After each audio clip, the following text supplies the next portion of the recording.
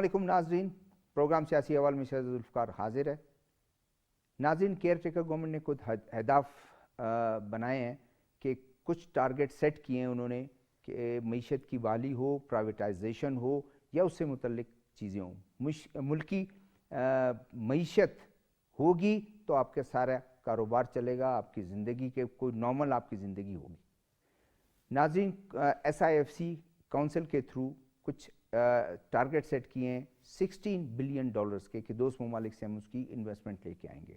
Recently आज prime minister ने अपने एक प्रोग्राम में शुरा से गुफ्तगू करते हुए कहा है कि हमारा प्राइवेटाइजेशन का प्रायोरिटी है हमारी, और ख़ास कर PIA की। तो आज इसी पे हम गुफ्तगू करेंगे। हमारे साथ पैनलिस्ट बैठे हुए हैं। पैनलिस्ट का मैं तारुफ कराता चलूँ। डॉक्टर अयाज साहब हैं, यूनिवर्सिटी ऑफ बलूचिस्तान से हैं, इकनॉमिक डिपार्टमेंट से इनका ताल्लुक़ है। बदरुद्दीन काकड़ साहब कोयटा चैम्बर ऑफ कॉमर्स से हैं। सलीम शाहिद साहब एक सीनियर जर्नलिस्ट है। इसी पे हम गुफ्तगू करेंगे। डॉक्टर साहब, थोड़ा सा ये बताएं कि इस वक्त जो हुकूमत की जो पॉलिसी है, निगरान हुकूमत जो कुछ कर सकती है वो तो कर रही है, और ऐसे चीज़ कुछ सेट करके, कुछ चीज़ों को सेट करके दे रही है कि आने वाले इलेक्शन होते हैं, इलेक्शन के बाद हुकूमत आती है, उन चीज़ों को आगे लेके चलें तो मुल्क एक ट्रैक पर चल पड़ेगा। First of all, Zulfikar Sahab, thank you for inviting me to this program. ये जो अभी इंडिकेटर्स आ रहे हैं, स्पेशली जो आज केयर टेकर प्राइम मिनिस्टर ने प्रेस कॉन्फ्रेंस भी की, स्पेशली इन्वेस्टमेंट फैसिलिटेशन के हवाले से और प्राइवेटाइजेशन के हवाले से, इकानमी का जो स्ट्रक्चर है जो आजकल हम लोग देख रहे हैं, अब थोड़ी सी रिफॉर्म्स की तरफ हम लोग जा रहे हैं। जो पहले के मुकाबले में, जो पहले आपका करंट अकाउंट डेफिसिट था $10 बिलियन, $12 बिलियन, 19 तक भी पहुंचा, अब वो रिड्यूस हो करके अब जो ये फर्स्ट 4 मंथ्स का करंट अकाउंट डेफिसिट है वो $1 बिलियन के अराउंड है, जबकि पिछले साल ये $3 बिलियन के अराउंड था इन्हीं 4 मंथ्स का। इसका मतलब कुछ मेजर्स, कुछ जो आपका करंट अकाउंट स्पेशली उसमें इम्प्रूवमेंट आ रही है। ये एक बेहतरी के कुछ साइंस है। स्पेशली अगर आपके करंट अकाउंट डेफिसिट बहुत ज़्यादा हो तो आपके करेंसी रिजर्व्स के ऊपर, फॉरेन एक्सचेंज रिजर्व्स के ऊपर, आपके एक्सचेंज रेट के ऊपर प्रेशर पड़ता है। स्टॉक एक्सचेंज के बड़े अच्छे स्टॉक एक्सचेंज भी थोड़ी सी इसमें भी इम्प्रूवमेंट आ रही है। आपका जो इंपोर्ट बिल है वो भी रिड्यूस हो रहा है आहिस्ता आहिस्ता। पिछले साल के मुकाबले में अगर आप देखें, आपका export to some extent slightly उसमें इंक्रीज़ आई है, जबकि इंपोर्ट में डिक्रीज़ आई है। ये एक पॉजिटिव साइन है। हाँ, ये है कि हम हर मर्तबा इसी स्टेज से गुज़रते हैं, उस स्टेज से गुज़रने के बाद उसको कंटिन्यू नहीं रख पाते। अब तो हमारी ग्रोथ नेगेटिव में या थोड़ी सी पॉजिटिव जा रही है। जब भी हम लोग थोड़ी सी इस पॉलिसी को रिलैक्स करते हैं तो हमारी ग्रोथ कंजप्शन ओरिएंटेड है, एक्सपोर्ट और मैन्युफैक्चरिंग ओरिएंटेड नहीं है। उसकी वजह से आपके फॉरेन रिजर्व्स के ऊपर प्रेशर पड़ता है। आपका इंपोर्ट बिल बढ़ जाता है, क्योंकि आप थोड़ा सा आप रिलैक्स करते हो, इस प्रेशर से आप निकलते हो तो वापस बैक टू स्क्वायर वन आ जाते हो। या प्रीवियस गवर्नमेंट का टाइम उठा ले, उससे पहले यही हुआ था, उससे पहले ये हर टाइम हर गवर्नमेंट में यही होता है। पहले हम लोग करंट अकाउंट को कंट्रोल करते, वापस थोड़ा सा हमें कुशन मिल जाता है, उस कुशन के बाद आपके जितने भी रिजर्व्स है $24 बिलियन वो 1-2 साल में उड़ जाते, क्योंकि आपका ग्रोथ, स्पेशली जो आपको फंडामेंटल रिफॉर्म्स चाहिए, आपका ग्रोथ मैन्युफैक्चरिंग ओरिएंटेड नहीं है, आपका एक्सपोर्ट ओरिएंटेड ग्रोथ नहीं है जिस तरह से चाइना का है, जिस तरह से मलेशिया का है। हमारा ग्रोथ कंजप्शन ओरिएंटेड है। हमने जाना पड़ेगा उस तरफ, हमें उस तरफ जाना पड़ेगा। हमें जब तक हम लोग वहाँ नहीं जाएंगे, इन्वेस्टमेंट तो आएगी, ये शॉर्ट टाइम सोल्यूशन है, आपको उससे डिफ़ॉल्ट से बचा देगा 1 साल के लिए, 2 साल के लिए। जब तक उसी दौरान अगर हम अपने आप को संभाल लेते हैं, अगर आप संभाल लेते तो चीज़ें बेहतर होगी। अगर आप वापस, हो सकता है ये गवर्नमेंट चेंज हो जाए, नेक्स्ट गवर्नमेंट आए, हो सकता है उसकी प्रायोरिटीज़ कुछ और हो और वो वापस वही पुराने ट्रैक के ऊपर चले, तो हम तो बैक टू स्क्वायर वन आएंगे। लेकिन डॉक्टर साहब, गवर्नमेंट कोई भी हो, प्रायोरिटी तो सबकी होती है कि उसमें गलतियाँ ज़रूर होंगी, उसमें गैप्स होंगे, लेकिन प्रायोरिटी तो उनकी सबकी होती है कि मईशत को बेहतर बनाएं, क्योंकि मईशत को बेहतर नहीं बनाएंगे वो गवर्नमेंट भी बैठ जाएगी। तो यही अगर हम लोग इस चीज़ को डिसाइड करें कि ये बेसिक चीज़ें है, ये रिफॉर्म्स है, उसको सब ने सेकेंड करना है, चाहे जो भी है। आपको बेसिक स्ट्रक्चरल रिफॉर्म्स चाहिए। 1947 तक आज तक हम लोगों ने वो रिफॉर्म्स नहीं किए جو ریکوائرڈ ہے. ہم نے وہ ریفارمز کیے جو صرف 1-2 سال کے لیے اس ٹائم سے ہم لوگ نکل پائے, اس کے بعد واپس اسی پوائنٹ کے اوپر. لیکن ہم تو آ رہے ہیں نا اس طرف. دیکھیں SIFC کا جو بنانے کا مقصد ہے, اس کی اگر آپ پرائرٹیز دیکھیں تو ہم تو جا رہے ہیں سلو گریجولی اس طرف جا رہے ہیں. SIFC آپ کو شارٹ ٹائم کے لیے آپ کو فیسیلیٹیٹ کرے گا. اگر آپ لانگ ٹرم فنڈامنٹل ریفارمز نہیں لے کے آئیں گے تو یہ آپ کو فائدہ نہیں دے گا. شارٹ ٹائم کے لیے آپ کو اس سچویشن سے نکال لیتا ہے جو آپ مطلب ابھی ریسنٹ 1-2 سال کے لیے آپ کو چاہیے. یہ انویسٹمنٹ فیسیلیٹیشن کونسل آپ کو 1-2 سال میں جو آپ کو سٹیپس اٹھانے چاہیے یہ وہ والے ہیں. یہی میں کویشچن بدرالدین کاکڑ صاحب سے کروں گا. دیکھیں جو چیزیں انہوں نے بتایا انڈیکیٹ کیا وہ چیزیں تو ظاہر ہیں وہ, لیکن ہم اس طرف جا رہے ہیں. SIFC کے اگر اس کے کونسل کے آپ ڈیسیجنز دیکھ لیں, اس کے تحت آپ انویسٹمنٹ کی ایک ٹارگٹ دیکھیں تو ایک امید تو کی جا سکتی ہے کہ بہتری کی طرف جا رہی ہے. بہت شکریہ شہزاد ذوالفقار صاحب. یقیناً اس کو اگر ہم ایک لارجر پکچر میں دیکھیں جائے اور ماضی کو دیکھتے ہوئے, حال میں رہتے ہوئے اور مستقبل کو اگر ہم اس کا موازنہ کرتے ہیں تو یہ ایک بہتر قدم ہے گورنمنٹ کی طرف سے. خاص طور پہ اس میں جتنے بھی سٹیک ہولڈرز ہیں, جس میں ہمارے دفاعی اداروں کے سربراہان اور چاروں صوبوں کی طرف سے وزرائے اعلیٰ اور وزیر اعظم صاحب, چونکہ اس کو آپ کو ملک کی اکانومی کو پرائرٹی دینی ہوگی. جیسے آپ دفاع کو پرائرٹی دیتے ہو, اسی طریقے کا یہ جو سہولت کاری کا جو کونسل بنائی گئی ہے فارن انویسٹمنٹ کا, اس کا مقصد بھی جو اس کو باہر سے اس کا جو پکچر نظر آتا ہے اس کا یہ ہے کہ ایک کم سے کم اس پر ہم سب کو ایک اتفاق کرنا چاہیے تاکہ اس سے ہم پیچھے پھر کوئی بھی اگر نئی گورنمنٹ آتی ہے تو اس کے سامنے یہ بھی ایک لائن ہو کہ اس لائن کو ہم لوگوں نے پھر کراس نہیں کرنا ہے. خاص طور پہ ملکی مفاد کو دیکھتے ہوئے اس میں اپنے 1.5 انچ کی وہ مسجدیں ہم نہ بنائیں. ہم نے یہ سوچنا ہوگا کہ ملک کا مفاد کیا ہے. اس میں صوبے چونکہ اس میں بھی کنٹریبیوٹ کریں گے, آپ کا جو لا انفورسمنٹ کی ایجنسیز کی اس کا بہت بڑا کردار ہے, اور خاص طور پہ پھر فیڈرل گورنمنٹ کا کردار آتا ہے کہ وہ کس طریقے کے ساتھ فارن انویسٹمنٹ میں صوبوں کے لیے سہولت کاری کرتی ہے. کیونکہ پہلے یہ ایک پیچ میں نہ ہونے کی وجہ سے اگر صوبے ولنگ ہوتے تھے تو وفاق کی طرف سے مشکلات ہوتی, اگر وفاق ولنگ ہوتا تھا تو صوبے کی طرف سے مشکل ہوتا تھا. اس طریقے سے ان سب کو ایک پیچ پہ لانے کا مقصد یہی ہے کہ مستقبل قریب میں جو MOUs کا آپ نے ذکر کیا کہ MOUs پرائم منسٹر نے کہا کہ شاید MOUs کریں, جو تو یہ یقیناً خوش آئند بات ہے. اور سب سے بڑھ کر کہ جیسے ڈاکٹر صاحب نے کہا کہ پاکستان کا جو پہلا ٹارگٹ ہے جو آپ کا کرنٹ اکاؤنٹ ڈیفیسٹ ہے, جو سال کا میں کم سے کم مہینے کا اگر ہم اس کو نیرو پہ لیں $1 سے $1.25 ارب جو ہمیں مہینے کا یہ خسارہ ہے. یہ $1 سے $1.5 ارب یہ وہی ہے کہ ہمیں IMF کے پاس دھکیلتی ہے, یہ وہی $1.5 ارب ہیں جو ہمیں مقروض بناتی ہے, یہ وہی $1.5 ارب ہیں جو ہماری روپے کی قدر میں کمی لاتی ہے. اب اس کے لیے 2 طریقے کار ہیں. پہلا طریقہ کار یہ ہے کہ آپ نے ایکسپورٹ کو طرف جانا ہے. ایکسپورٹ اورینٹڈ جو ہماری انڈسٹریز ہیں اس کو آپ کس طرح سے فیسلیٹیٹ, امپورٹ پہ. اب میں آتا ہوں کہ آپ کے امپورٹ جب انویسٹمنٹ ہوتی ہے, لازمی بات ہے انویسٹمنٹ میں ایسے سیکٹرز آپ کے پاس آئیں گے. یقیناً جیسے ڈاکٹر صاحب نے کہا کہ سر دست وہ انویسٹمنٹ آپ کو شاید اتنی بڑی انویسٹمنٹ نظر نہ آئے, لیکن اس کا جو دور رس آپ نتائج دیکھتے ہو اس کا امپیکٹ یہ ہے کہ جو چیزیں آپ دوسرے ممالک سے منگواتے ہو اس پہ اپنے ڈالرز سے خرچ کرتے ہو تو اس کے آپ خود مینوفیکچرنگ شروع کر لیتے ہو. میں بتاتا ہوں, اگر آپ سیریمیکس کے ٹائلز دوسرے ممالک سے منگاتے ہو, اگر اس کی مینوفیکچرنگ آپ کے پاس خود شروع ہو جائے گی تو یقیناً آپ کے امپورٹ بل میں کمی آ گئی. اگر آپ کے پاس قیمتی پتھر ہیں, اس پتھر کا آپ استعمال نہیں کر سکتے, اپنے استعمال پلس ویلیو ایڈیشن میں چینج کر کے اس سے جو پیسہ بنانا ہوتا ہے وہ آپ نہیں لا سکتے. ایک چھوٹی سی مثال میں بتاؤں, بلوچستان گورنمنٹ نے ایک ایکسپو کا انعقاد کیا بلوچستان یونیورسٹی میں, لائف سٹاک ایکسپو کو. اس ٹائم میں چیمبر کو لیڈ کر رہا تھا. ان دنوں ایران کے ہمارے نیبرنگ کنٹری سے ہمارے پاس ہے کہ اگر آپ کے پاس state of the art slaughter house ہوں, پاکستان کی جتنی بھی جو جانور کا گوشت ہے یہ زندہ اور سلاٹر ہاؤس آپ اس کی پیکنگ بہتر طریقے سے کریں جو ہائیجینک ہو تو اس کے پورا خریدار ہم ہیں. جب آپ کے پاس اس طرح کی اپرچونٹیز ہیں, وہ اپرچونٹیز کی مسنگ کہاں پر ہے؟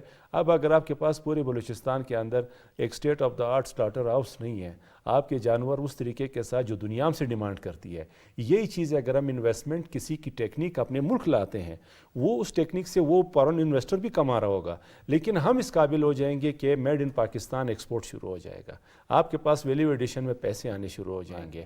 اس کا سب سے بڑا جو امپیکٹ ہے فارن انویسٹمنٹ کا, اس کو ہونا بھی یہی چاہیے. اور شروع دن سے ایز اے فرام بلوچستان جب ہم تعلق رکھتے ہیں, ہمارا مقصد بھی یہ ہوتا ہے کہ ہم کہتے ہیں کہ لوگوں کو اس میں اس کا پارٹ بناؤ.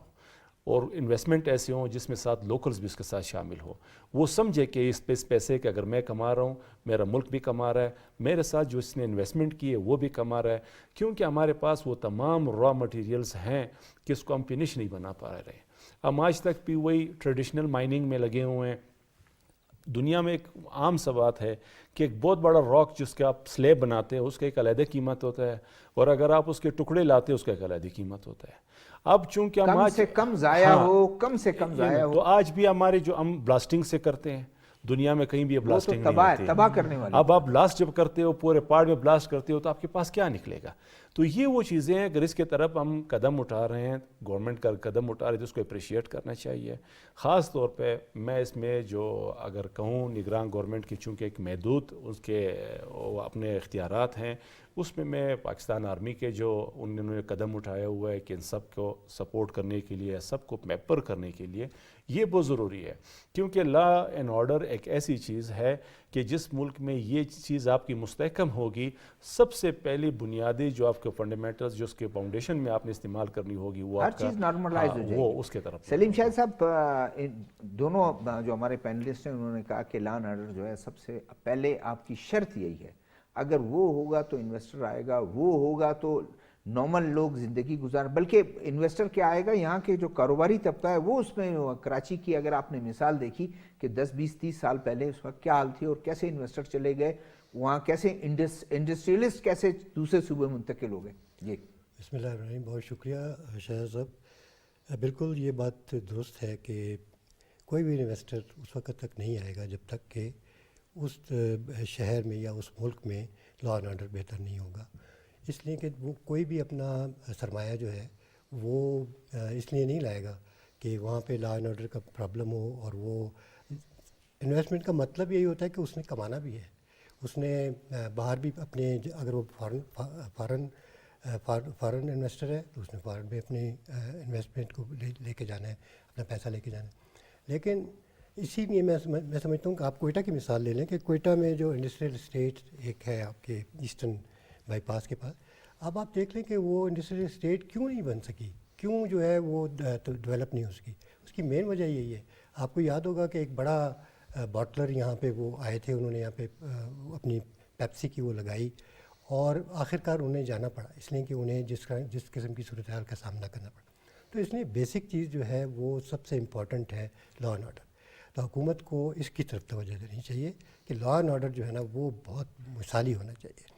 دوسری بات یہ ہے بزنس کمیونٹی کا اعتماد بحال کرنا. جی ہاں, اس سے ہی بحال ہوگا. اس لیے کہ بزنس کمیونٹی, میں نے کہا نا کہ پیسہ اگر میرا پیسہ ہے تو میں کیسے, میں نے پھینکنا تو نہیں ہے نا, میں انویسٹ کروں گا کہ مجھے لے جانے کی اجازت ہو, میں اپنے پیسے واپس بھی لے جا سکوں, جو کما رہا ہوں وہ لے جا سکوں, یا ری انویسٹمنٹ لا اینڈ آرڈر سے کافی بحال ہو گئے, ان کے اعتماد بحال ہوگا کہ مجھے کوئی خطرہ نہیں. جی ہاں, لیکن اب جو ہے وہ یہ ہے کہ جو بلوچستان میں اور بلکہ ملک میں بھی لا اینڈ آرڈر کی سچویشن بہت اچھی نہیں تھی, لیکن اب امپرومنٹ آ رہی ہے آہستہ آہستہ. اس کو سامنے رکھ کر آپ نے دیکھا کہ پرائم منسٹر نے آج جو ہے اپنی پریس کانفرنس میں باتیں کی. انہوں نے کہا کہ اب چند دنوں میں کچھ MOU سائن ہوں گے, اور وہ خوشخبری کی بات ہے.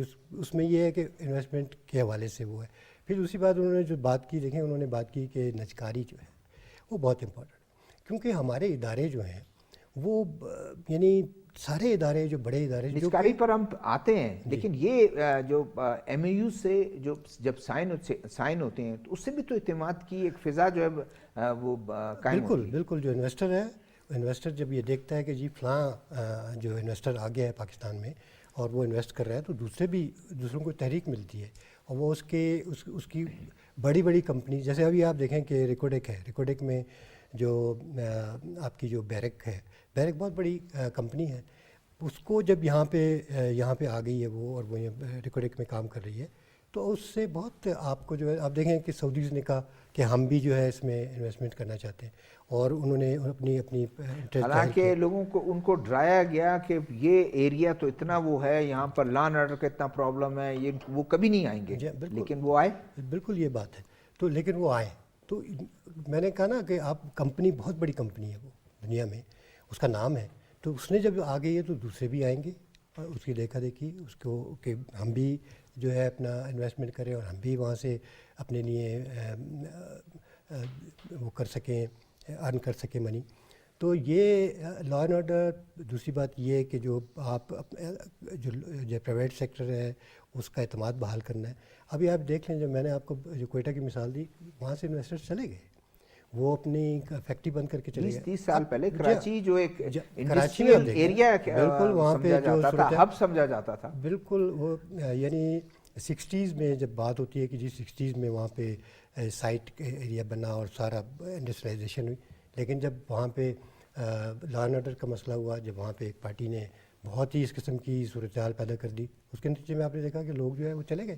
کچھ تو باہر چلے گئے ملک سے، کوئی بنگلہ دیش چلے گئے، کچھ جو ہے سنگاپور چلے گئے، کوئی جو ہے ہانگ کانگ چلا گیا، پنجاب اب چنیوٹ میں چلے گئے لوگ جو ہے وہ گجرانوالہ میں چلے لاہور کے آس پاس. آپ دیکھیں وہاں پہ کتنا انڈسٹریل بوم ہے ان علاقوں میں. سینٹرل پنجاب میں آپ جائیں تو آپ کو وہی انڈسٹریز ہیں، وہی لوگ پیسہ لے کے چلے گئے. تو بات یہ ہے کہ لوگوں کا اعتماد بحال کرنے کی بات ہے تاکہ انویسٹمنٹ آئے. اور میں سمجھتا ہوں کہ جو اقدامات کر رہی ہے حکومت، دیکھیں اس کا مینڈیٹ نہیں ہے بہت ساری چیزوں کا. اس کا مینڈیٹ ہے کہ ملک میں الیکشن کرائے اور چلا جائے. لیکن انہوں نے اس بات کو محسوس مجبوری اگر وہ کر رہے ہیں. جی ہاں میں کہہ رہا ہوں کہ انہوں نے محسوس کیا کہ نہیں، خالی الیکشن نہیں ہے، الیکشن کے بعد جو حکومت آئے گی اس کو بھی کوئی ایک گائیڈ لائن ملے، اس کو بھی ایک کوئی بیس بنا کے دے دیں تاکہ وہ اس پہ عمل کرے. تو دوسری بات یہ ہے کہ دیکھیں کیوں ہماری انڈسٹریز جو ہے، ہمارے ادارے جو ہیں، نیشنل ادارے جو ہیں، وہ کیوں خراب ہوئے ہیں، کیوں خسارے میں چلے گئے ہیں. یعنی اتنا زیادہ خسارہ، اس کی وجہ ہے.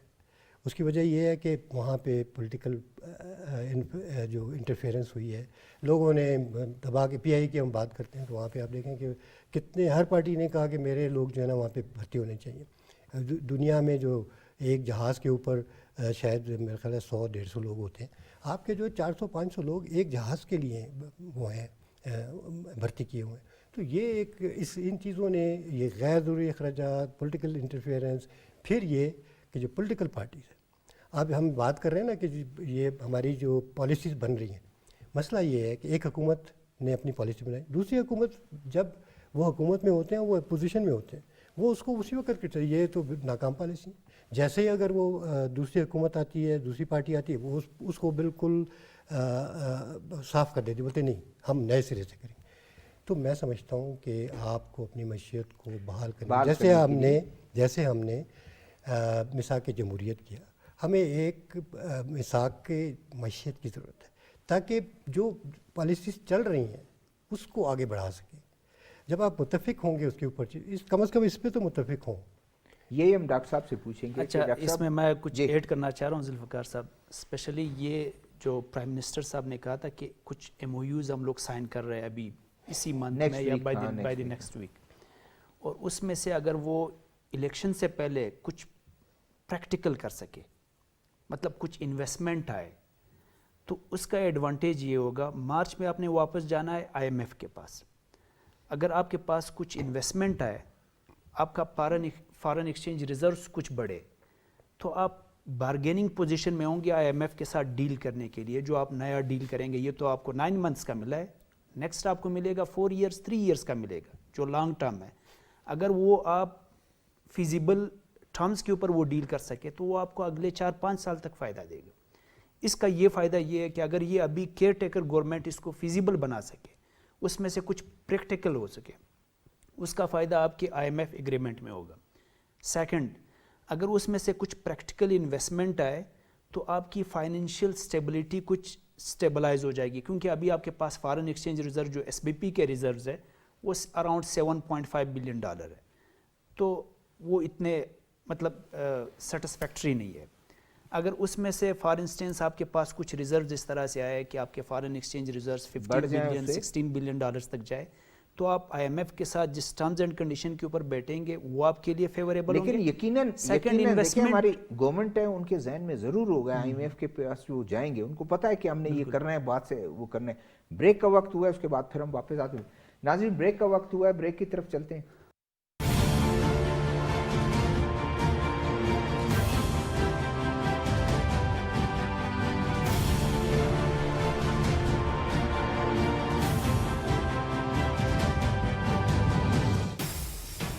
پاکستان ٹیلی ویژن روایتوں کے امین. ہم سیلیبریٹ کر رہے ہیں PTV کی 59th ایونیورسری اور آپ کی ملاقات کرا رہے ہیں پاکستان ٹیلی ویژن کے ان ستاروں کے ساتھ جن کو آپ دیکھنا چاہتے ہیں, جن کو آپ ملنا چاہتے ہیں. ایک محبت سے افسر ہے. کم تھرو PTV بہت اسٹرگل کرتی ہوں. مجھے لائیو گانے سننے کو مل جاتے ہیں. چھاپ تلک سب چھین لے رے منہ سے. زیادہ مشکل نہیں ہے جتنا شروع میں تھا. سوٹ پہن کے ابھی بھی کچھ آپ جاتے ہیں پارکوں میں. یہ ویدر اچھا تھا, بہت دفعہ ہو گیا. تیرے پاس آئے گا. ہم آ رہے ہیں PTV کی 59th ایونیورسری سیلیبریٹ کرنے کے لیے in star and style season 4 with my most amazing friend Asim Yar Diwan. Only on PTV home. ستاروں کا جہاں.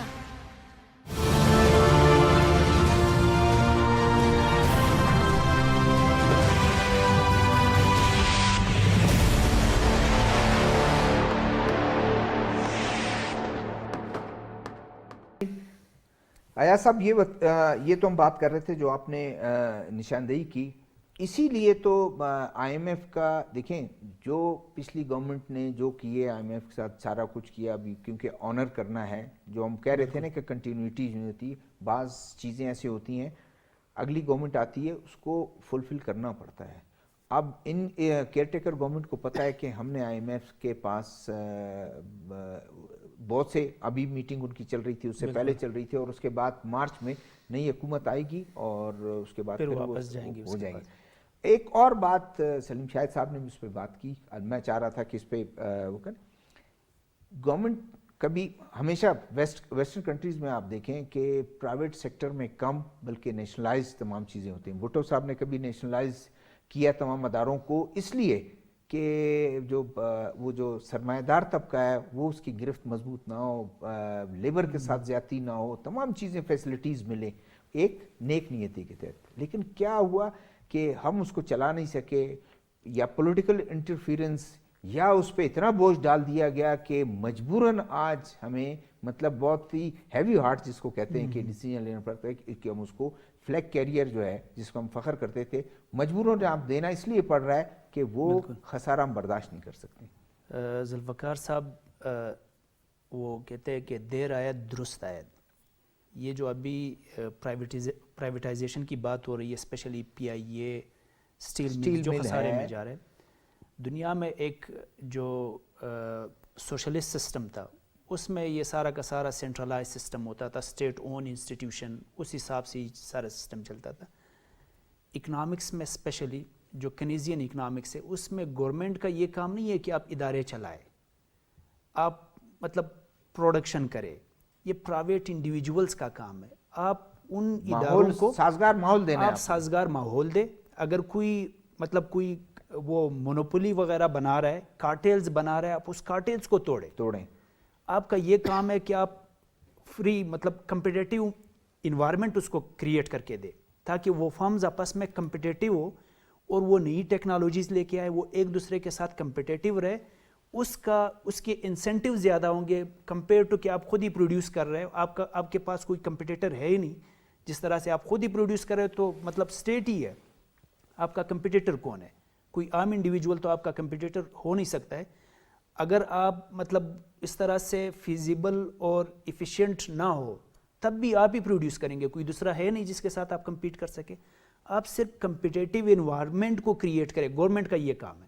آپ اس کو فیسیلیٹیٹ کریں جو انویسٹمنٹ کے لیے چیزیں چاہیے, پروڈکشن کے لیے جو چیزیں چاہیے. اگر وہاں سے کوئی کارٹیلز بن رہا ہے آپ اس کارٹیلز کو توڑیں. آپ لا اینڈ آرڈر اس طرح سے لے کے آئے, آپ ریگولیشن اس طرح سے لے کے آئے کہ وہ فیئر پلے ہو, اور ایسا ماحول بنائیں جس میں ان کو جو کارٹلز ہیں ان کو پنپنے کا موقع ہی نہ ملے. بالکل. آپ کا اسٹیٹ کا کام یہی ہے. یہ جو ٹیکس امپوزیشن ہے, ٹیکس اسپیشلی اکنامکس میں ہم لوگ ٹیکس اس وجہ سے امپوز نہیں کرتے کہ گورنمنٹ ریونیو آئے. ٹیکس اس وجہ سے امپوز کرتے ہیں کہ اگر کوئی چیز غلط جا رہا ہے, آپ کا جو مین جو گورنمنٹ کا فوکس وہ نہیں ہے کہ یہ چیز پنپنے پائے, آپ اس کے اوپر ٹیکس لگائیں اور وہی انسینٹیوز اس انڈیویجولز کو دے جو سپریس ہو, آپ اس کو اوپر اٹھائے. یا جو بزنس آپ اوپر اٹھانا چاہ رہے ہیں اس کو, جس طرح سے فار انسٹنس میں ایگزامپل دیتا ہوں, جس طرح سے کاربن ایمیشن ہے, آپ انوائرمنٹ کے ساتھ فائٹ کر رہے ہو تو جو انڈسٹریز کاربن ایمیشن کر رہے ہیں آپ اس کے اوپر ٹیکس لگائے. جو سولر انرجی اور گرین انرجی کے اوپر کام کر رہے ہیں آپ اس کو فیسیلیٹیٹ کریں تو آپ کا انوائرمنٹ بھی کلین ہوگا. آپ صرف ریونیو ارننگ نہیں ہے, ریونیو ارننگ جو غلط جگہ سے کوئی کام ہو رہا ہے آپ اس کو کرٹیل کریں, جو پازیٹیو چیز ہے آپ اس کو انکریج کریں. یہی کیونکہ اسٹیٹ تو کوئی ادارہ اس طرح سے ہے نہیں کہ وہ اپنے پرافٹ کے لیے وہ کام کر رہے ہیں, وہ صرف سسٹم کو چلا رہے. تو اگر آپ ادارے خود چلا رہے ہو, آپ کا سسٹم سارا کا سارا جس طرح سے پی آئی اے اسٹیل مل ہے, تو آپ کا کام تو بزنس ہے, اسٹیٹ کا کام تو بزنس کرنا نہیں ہے. تو لیکن اسٹیٹ تو اس لیے کرتا ہے نا کہ کم سے کم ہم لوگوں کو بہتر تنخواہیں دے سکیں, بہتر فیسلٹیز دے سکیں. شاید جو نمائندے تھے یا پولیٹیکل پارٹیز یا گورنمنٹس بنے, شاید ہم نے اس کو شاید اتنا کیئر نہیں کیا. بالآخر ابھی ہمیں یہ مجبوراً کرنا پڑ رہا ہے جو آپ کہتے ہیں کہ دیر آئے درست آئے. بدر الدین کاکڑ صاحب یہ بتائیں کہ یہ گورنمنٹ کی جو پالیسی ہے کہ ہم, آپ کا تعلق بھی بزنس کمیونٹی سے ہے, کہ کچھ جب آپ بزنس کے کچھ اصول ہوتے ہیں کہ اخراجات آپ کے کتنے ہونے چاہیے, ارننگ جتنی ہے اس ارننگ کو دیکھ کے آپ وہ کریں گے. جس دن آپ کی ارننگ زیادہ ہونا شروع ہو جائے گی آپ زیادہ بہتر فیسلٹیز بھی دینے پڑیں گے اور اپنے اخراجات بھی بڑھائیں گے. تو جب اخراجات اتنے زیادہ ہوں اور آپ کے ارننگ کچھ نہ ہو تو وہ تو پھر بند ہی ہونا ہے. اور پھر کب تک گورنمنٹ جو ہے ان کو پیسہ دے کہ وہ اس کو چلائیں, کب تک پیسہ دیں ان کے لیے گرانٹ دیتی رہے. شہزاد صاحب, آپ جتنے بھی پرائیویٹ سیکٹر کے ادارے جب اس کو آپ دیکھتے ہو وہ آپ کے کمپٹیٹیو بیس اس کے جابز ہوتے ہیں اور اس میں ٹارگٹ بیس جابز ہوتے ہیں. ٹارگٹس اس کمپنی کے فائدے کے لیے ہوتے ہیں. وہ ایسے ٹارگٹس, ایسی پالیسیز اپنے مارکیٹنگ والوں سے کرواتی ہیں, اپنے تھنک ٹینک سے کراتی ہے کہ وہ مقابلے کی فضا کو جنم دے سکے اور لیس میں بیسٹ دینے کی کوشش کر سکے. اور پاکستان میں اس کے لیے ایک ادارہ بنایا ہے کمپٹیشن کمیشن, تاکہ مسابقتی کمیشن کارٹیل نہ بنے. اگر کہیں پہ پتہ چلے کہ شہزادہ ذوالفقار صاحب اور بدر الدین کاکڑ نے مل کر کے ایک بات کرنی ہے تو یہ کارٹیل ہے. ہم دونوں ایسی بات کریں گے کہ میں آپ سے بہتر بولوں, آپ مجھ سے بہتر بولیں, اور تھرڈ پہ ڈاکٹر صاحب اور سلیم شاہد صاحب مجھ سے بھی بہتر, ہم دونوں سے بھی بہتر بولے گا. تو یہ ہوتی ہے کہ اس طرح چیزوں کو موازنہ کیا جاتا ہے. لیکن پاکستان میں ہم نے سیاسی بھرتیاں, پولیٹیکل سکورنگ, لگژری لائف دینا, اخراجات بہت زیادہ, جس میں کوئی آپ کے پاس جتنی بھی آپ مطلب سوری ٹو سے کہنا پڑ رہا ہے کہ آپ کے پاس کوئی ٹارگٹ نہیں ہے, آپ نے کوئی اچیومنٹ نہیں ہے, آپ کی سیلریز فکس ہیں, آپ کے انسینٹیوز فکس ہیں, آپ کو کوئی خدمت پہ کہ عوض نہیں ہے کہ اس مہینے آپ نے کام کم کیا تو آپ کو کم ملیں گے, آپ نے ٹارگٹ اچیو نہیں کیا تو آپ کو ملنا ہے نا, تو آپ یہ سب چیزیں جب آپ کی فکس ہو گئی ہیں تو یہ یقیناً بات ہے کہ عام سے ایک انسان کے ہیومن بینگ کے ایک تقاضا ہے کہ جب اس کو صاحب پتہ چل جائے کہ مجھے ساری چیزیں مل رہی ہیں تو اس کے ایفرٹس کم ہوگا. جب اس کو پتہ ہوگی کہ لگن ہوگی کہ میں اس ٹارگٹ کے بعد مجھے یہ چیز ملے گا, اس ٹارگٹ کے بعد میں اس پوزیشن پہ آؤں گا, میں اپنے اس ادارے کو اگر اس پوزیشن میں لاؤں گا دنیا کا یہ ادارہ بھی مجھے پھر اپروچ کرے گا. بونس ملوں گا کہ میں کچھ کنٹریبیوٹ کر سکوں اور اس ادارے کو بہتر بنا سکوں. پورے دنیا کا میکینزم اسی طرح ہے. پرائیویٹ بینکنگ میں جائیں, آپ نیشنل بینک میں جائیں, اب وہ ہمارا قومی ادارہ ہے, لیکن وہاں پر آپ کو رویے کا زمین آسمان کا فرق نظر آئے گا.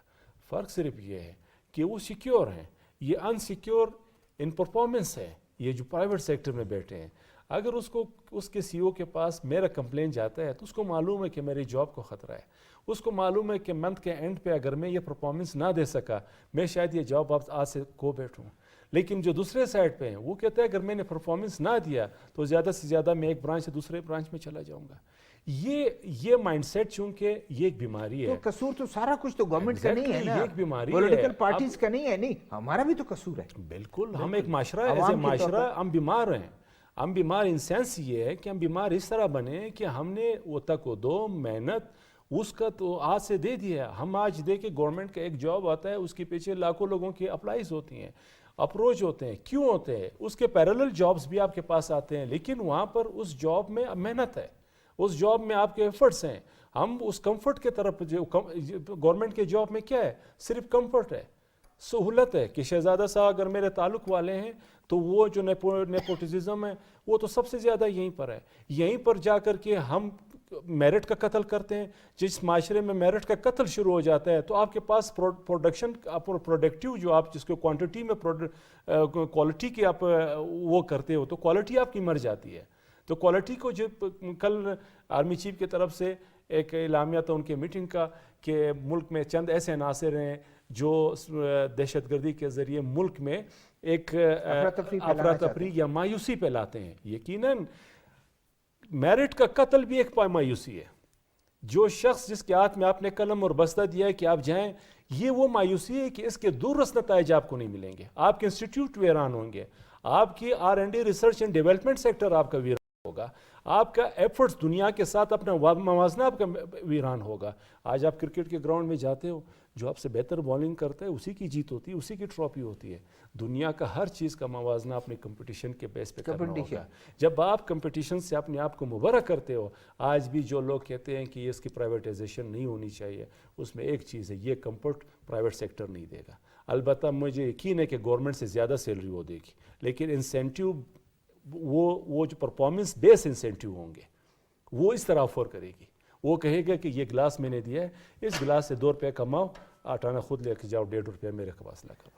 یہ سمپل سے اور یہ بدرالدین صاحب کو میں سیکنڈ کر رہا ہوں, دنیا میں گورنمنٹ سیکٹر اتنی زیادہ جاب اپرچونیٹیز پرووائڈ نہیں کر رہی ہے پرائیویٹ سیکٹر میں. اور پرائیویٹ سیکٹر کی پیز اینڈ پریویلیجز زیادہ ہے گورنمنٹ سیکٹر سے. وہاں سارے لوگ جب پرائیویٹ سیکٹر میں اس کو جاب نہ ملے تب وہ آتے ہیں پرائیویٹ سیکٹر گورنمنٹ سیکٹر میں, کیونکہ وہاں اس کو زیادہ پے مل رہا ہے. کام ادھر اس نے دونوں جگہ کام کرنا ہے, چاہے گورنمنٹ سیکٹر ہے چاہے پرائیویٹ. ہم تو گورنمنٹ سیکٹر اس وجہ سے جا رہے ہیں کہ ادھر کام نہیں کرنا پڑتا ہے. یہی میں سلیم شاہد سے پوچھتا ہوں, ایک مطلب بہت اچھی ایک ڈیبیٹ ہے اس پہ کہ آج اسکولوں میں, اگر گورنمنٹ اسکولوں میں دیکھیں, گھر بیٹھے تنخواہیں لے رہے ہیں. ڈاکٹرز جو ہیں وہ آتے ہیں گورنمنٹ کے ہاسپٹل میں, یا تو غائب ہیں پیریفری میں اور جو انٹیریئر بلوچستان میں, اور اگر صوبے میں پروونشل کیپٹل میں ہیں وہ بھی 2 گھنٹے کے لیے 3 گھنٹے کے لیے آتے ہیں. اپنے ہاسپٹلز میں وہ 10 گھنٹہ 12 گھنٹہ بھی چلاتے ہیں. ہم کیونکہ موضوع ہمارا یہ ہے پرائیویٹائزیشن, تو میں یہی اس کا وہ کہ ہمیں کیوں وہ ڈیوائیڈ ہوتا ہے, ایک چیز خالی ہوتی ہے, اس سے ہم بالکل آری ہوتے ہیں کہ یہ اونرشپ, کہ یہ گورنمنٹ اتنا پیسہ خرچ کر رہی ہے اس ہاسپٹل میں, اس اسکول میں, اس کالج میں, اس یونیورسٹی میں, مجھے بچوں کو پڑھانا بھی ہے اور اپنی ڈیوٹی دینی ہے. تو پھر تو پرائیویٹ سیکٹر میں تو آپ جیسے انہوں نے بھی کہا, ایک دن آپ نہ آئے تو آپ کی ایک دن وہ ایبسنٹ ہوتی, تنخواہ بھی کٹتی, اگلی دفعہ آپ نے کچھ کیا وہ آپ کو کہتے ہیں جائیں کہیں. وہ ایک دن نہیں ہے بلکہ 1 منٹ بھی ہے. اگر آپ صبح لیٹ آئیں تو اٹ مینس کہ آپ کا پیسہ کٹ گیا. جب آپ نے کارڈ انسرٹ کیا وہاں پہ تو آپ کے پیسے کم گئے, آپ لیٹ آئے تو اس میں سے وہ آپ کے ڈالر کٹ گئے باہر. یہ دیکھیں ہم یہاں پر بہت بات کرتے ہیں, یہاں پرائیویٹ سیکٹر کی بات کرتے ہیں, یہاں بھی پرائیویٹ یونیورسٹی آپ کو برداشت نہیں کرے گی, بالکل نہیں کرے گی. کچھ عرصے کے بعد بولے گی جی اللہ, یا پرائیویٹ ہاسپٹل, جی اگر آپ ادھر جو ہیں پرائیویٹ اس کے ہیں وہ, تو اسی لیے گورنمنٹ نے بھی یہ سوچا کہ پرائیویٹائزیشن کو میرے خیال میں ہمیں جانا چاہیے کہ ہم اس کو سنبھال نہیں رہے ہیں, ہم نے جو ہے اربوں روپے جو ہیں ہم اس پہ دے رہے ہیں. شاہد صاحب دیکھیں, ہماری حکومتیں جو ہے نا, چاہے فیڈرل گورنمنٹ یا بلوچستان کی گورنمنٹ یا صوبائی حکومتیں, وہ بات کرتی ہیں ہمیشہ گڈ گورننس کی.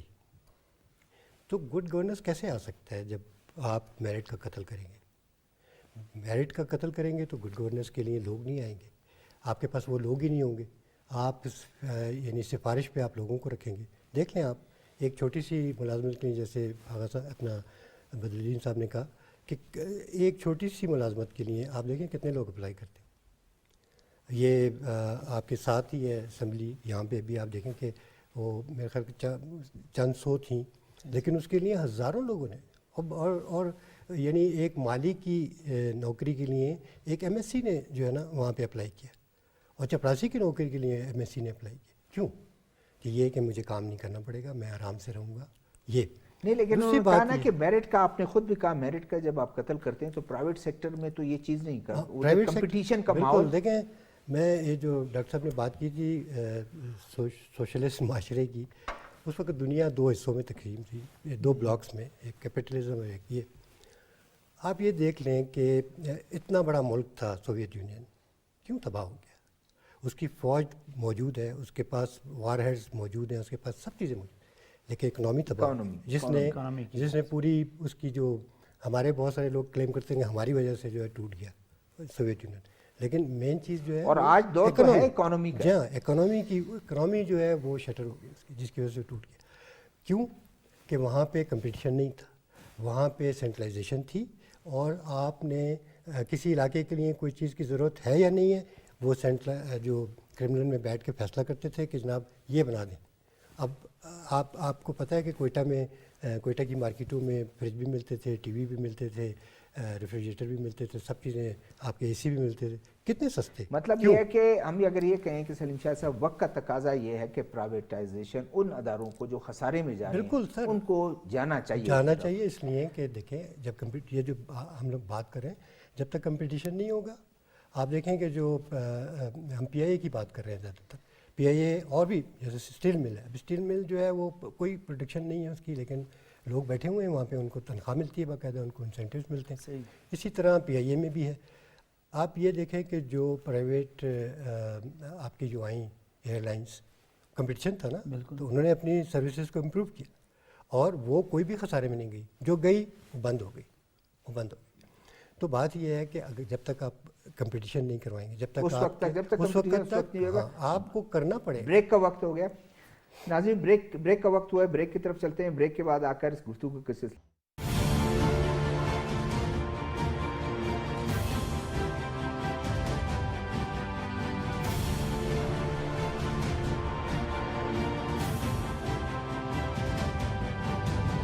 ادیب, شاعر ہماری تہذیب کے نمائندہ چہرے تھے.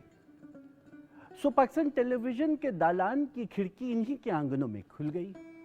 ان آنگنوں میں کھیلنے والے بچوں نے اپنے اپنے دالانوں سے جو مٹی اٹھائی تھی اس میں اسی کا خمیر تھا, اور وہ پاکستان ٹیلی ویژن کی اسکرین سے بولتا ہے. مجھے یوں لگتا ہے کہ میرے والد کی جو قداور شخصیت اور ان کا جو کام ہے اس کے مقابلے میں نے کچھ نہیں کیا. ایک اور طرح سے میں سمجھتی ہوں کہ میرے والد بھی تھوڑے میرے پر پراؤڈ ہوں گے, وہ یہ کہ میں بھی اپنا کام آنیسٹی سے ہی کرنا چاہتی ہوں, اور یہی میں نے اپنے بچوں کو بھی سکھایا. تمہارا نقطۂ نظر درست ہے تو ہو, مگر ابھی تو میں جوان ہوں, ابھی تو میں جوان ہوں, ابھی تو میں جوان ہوں.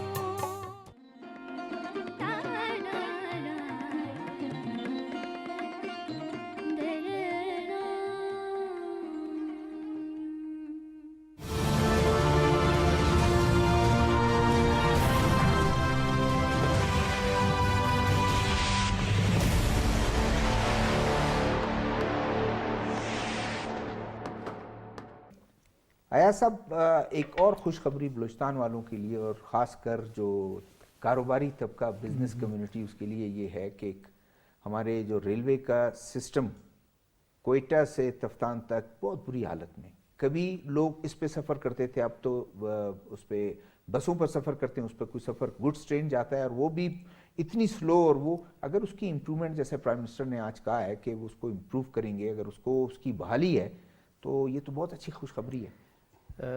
یہ بات آپ کی ٹھیک ہے, اسپیشلی بلوچستان کے لوگوں کے لیے, اور کوئٹہ سے جو تفتان ٹریول کر رہے ہیں. مگر اس میں ایک ایشو یہ ہے, اسپیشلی ایران بھی چاہتے ہیں کہ یہ چیز بنے. اس میں کیونکہ ہمارا جو ٹرمز آف ٹریڈ ہے ود ایران, اور جو آپ والیوم آف ٹریڈ دیکھ لیں ایران کے ساتھ, ہم ڈیفیسٹ میں جا رہے ہیں ایران سے. اگر ہم لوگ ایران کو ایکسپورٹ کر رہے ہیں $1 بلین, تو وہ $4 بلین ایکسپورٹ کر رہے ہیں. ہماری import 4 billion, almost 4 to 5 Times زیادہ ہے. تو یہ فیسیلیٹیٹ کرے گا. اس کی وجہ یہ نہیں ہے کہ جب ٹرین بالکل آپ کی وہ ہو گئے, زیرو پر آ گیا, اگر اس کی بحالی ہوتی ہے تو ان کو کافی فیسلٹیز ملے گی. فیسلٹیز تو یہی ہے کہ آپ کا امپورٹ بل اور بڑھے گا. مطلب پہلے اگر وہ 4 بلین ہے تو آپ اس کو فیسیلیٹیٹ کر رہے ہو, تو آپ کی امپورٹ کیوں نہیں, یہاں سے بھی دیکھیں, یہاں سے مطلب بھی آپ کا, میں کہہ رہا ہوں کہ جو والیوم آف ٹریڈ ہے اس میں آپ کا ایکسپورٹ کم ہے امپورٹ کے مقابلے میں. آلموسٹ آپ کا جو امپورٹ ہے وہ 4 ٹائم زیادہ ہے. نہیں, وہ تو جائے گا پھر اس کے بعد, اگر یہ چیزیں ہوں گی اس کے بعد جائے گا. اگر آپ وہ چیز فیسیلیٹیٹ کریں گے تو فوکس اس چیز کے اوپر رکھے جو آپ کے ایکسپورٹ کے لیے بینیفیشیل. دیکھیں نا, پنجاب سے اگر گڈس ٹرین آتی ہے اور اس نے کچھ ایکسپورٹ کرنا ہے ایران کو, تو بہت سی چیزیں جو ہیں وہ اس لیے نہیں جا رہی تھیں کہ ان کا ٹرک کے ذریعے پھر کیا ہے، پھر پرابلمز ہیں، روڈ کنڈیشن ہے. اگر آپ ایشو کا یہ وہ نہیں، ہمارا جو ٹرمز آف ٹریڈ ہے ود ایران، ہم ڈیفیسٹ میں ہے. ہمارا ٹرمز آف ٹریڈ وہ تو بہتر ہو جائے گا نا، وہ تو اس طرف جائے گا بہتری کی طرف جب آپ یہ میجر مطلب لیں گے. آپ جو ایران کی چیزیں باقی ٹیرف سب کچھ ملا کے تب بھی جب ادھر مارکیٹس میں پہنچتی ہے وہ بہت سستی ہوتی ہے کمپیئر ٹو آپ کا جو ڈومیسٹک پروڈکٹس ہے. اور اس کی ایک ریزن ہے اسپیشلی یہ انویسٹمنٹ کے حوالے سے، اوورال جو میں بتا رہا ہوں انویسٹمنٹ فیسیلیٹیشن سینٹر اور یہ سارا ایران کے ساتھ ٹریڈ، آپ کا ایک فیکٹر ہے فنڈامنٹل، اگر آپ اس کو صحیح کریں تو آپ کی یہ ساری چیزیں ان لائن ہو جاتی ہے. کون سی چیز؟ آپ کا انرجی مکس، آپ کا اسپیشلی جو آئی پی پیز کی وجہ سے آپ نے انرجی پروڈکشن بڑھائی ہے، یہ اس کاسٹ کے اوپر بڑھائی ہے کہ اس نے آپ کے ایکسپورٹ کو کل کی ہے. آپ کمپیٹیٹیو رہے نہیں. You are going to compete with Bangladesh and India لیکن یہ ان دی انٹرنیشنل مارکیٹ. نہیں، لیکن ایگزیکٹلی اس کی یہ جو سیکشن ہے ہمارا کوئٹہ تفتان کا، اس کے امپرومنٹ سے کیا پازیٹیو چیزیں بھی تو بہت سے ہیں کہ پازیٹیو لوگوں کے لیے آنے جانے کے لیے زیادہ بینیفیشیل ہے کیونکہ آپ کی انٹرنل کنیکٹیوٹی بڑھ جاتی ہے. ٹریڈ کے لیے بینیفیشیل نہیں ہے because you are in loss in trade with Iran.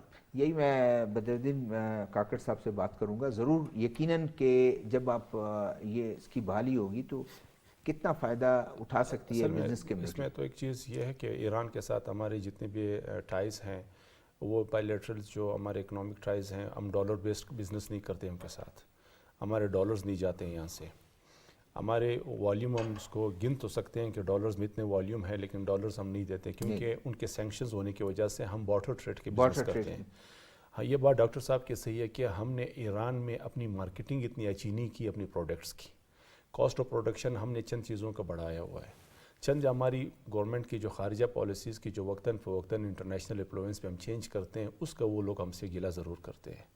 اگر ہم اپنے چاول کے، اپنی مینگوز کی، اپنے اورنج کا، جیسے میں نے کہا کہ وہاں پر جو آپ کا لائف سٹاک کا بڑا مارکیٹ ہے، اگر آپ اس کو فوکس کرتے اور ایرانین اتھارٹیز کے ساتھ اس چیز کو اٹھاتے، لائف سٹاک کا، تو یہ اگر آپ وہاں پر فوکس کرتے ہو تو یقیناً یہ ٹریڈ بیلنسنگ آپ کے پاس آ جائے گی. اور جب یہ آپ کے پاس جو ذرائع مواصلات ہیں یہ ہونا بھی ضروری ہے.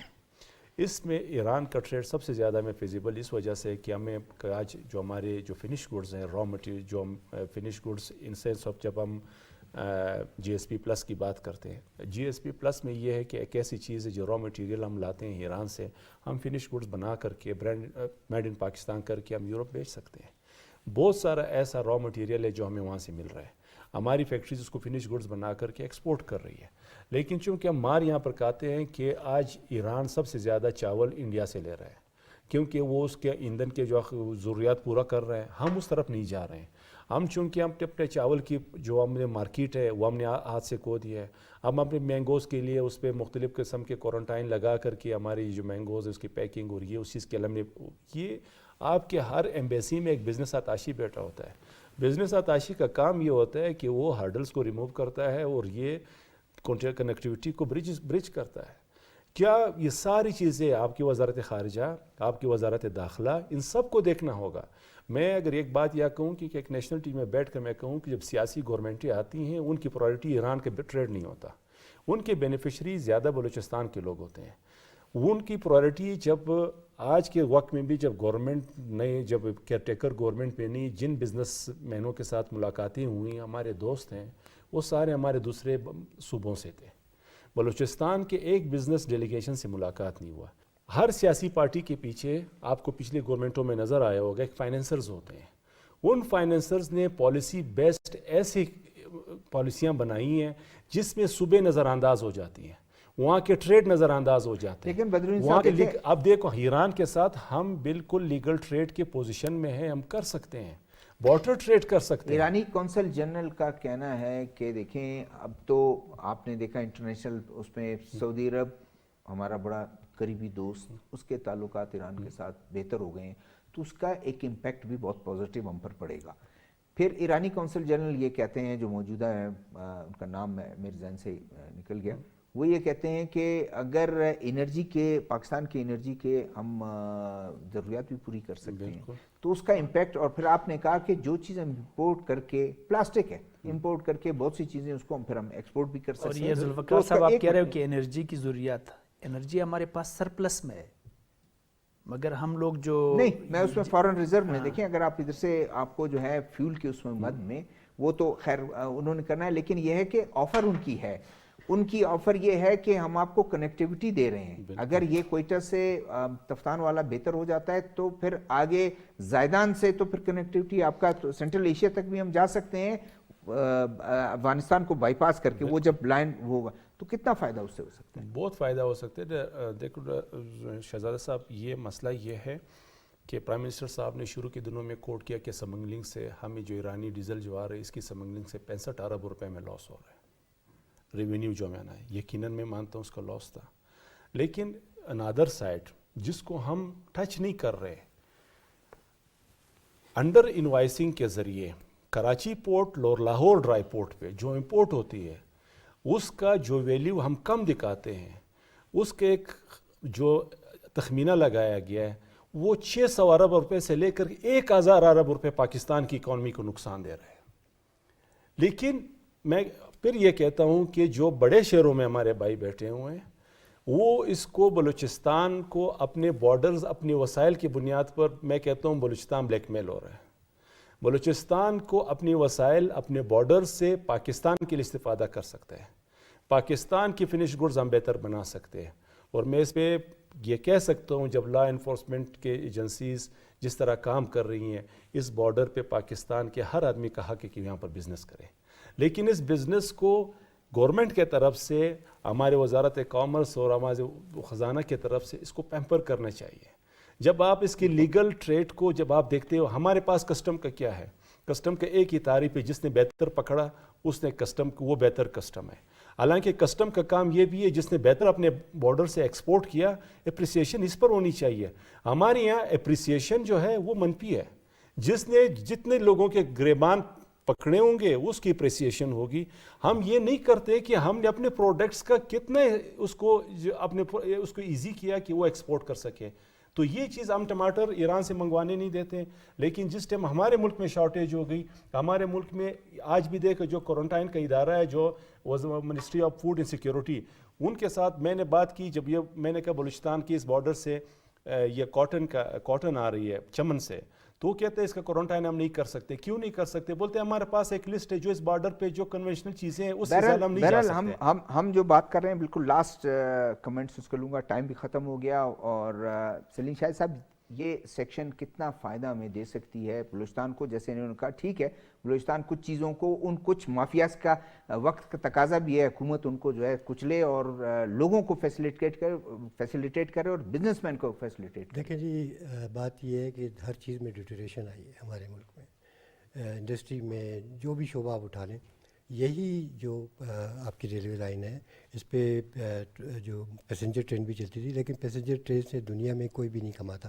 فریٹ ٹرین جو ہے اسی سے آپ کو ملتا ہے. سیکشن جب ہوگی تو بات یہ ہے کہ اگر اسے آپ کر لیں گے، اس لیے کہ یہ جو ریلوے لائن بچھی ہوئی ہے انگریزوں نے، اور ایکسیس آپ کو یورپ تک بھی ملے گا، آپ کو جو ہے سینٹرل ایشیا تک بھی ملے گا. بالکل آپ کنیکٹ کر سکتے ہیں. دیکھیں جب انگریزوں نے بچھائی تو انہوں نے تو اپنی فارورڈ پالیسی کے تحت بچھائی، ادھر سے چمن تک بچھائی.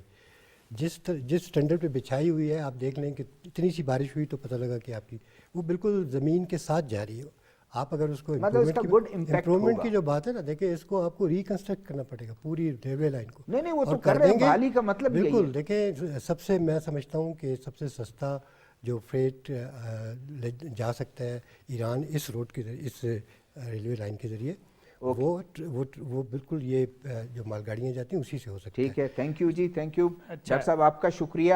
ٹائم بالکل ختم ہو گیا ہے. بدر الدین کاکڑ صاحب آپ کا شکریہ. سلیم شاہد صاحب آپ کا شکریہ. ناظرین، آج ہم نے گفتگو کی کہ کس طرح ریلوے لائن کی بات ہو، اگر SIFC کے جو فیصلے ہوں، پرائیویٹائزیشن اور پرائیویٹائزیشن کی جو پالیسی ہے اس میں امپرومنٹ کی بات ہم نے اس پہ گفتگو بھی کی. تو اپنے میزبان شہزاد ذوالفقار کو اگلے ایک پروگرام تک اجازت دیجیے گا. اللہ حافظ.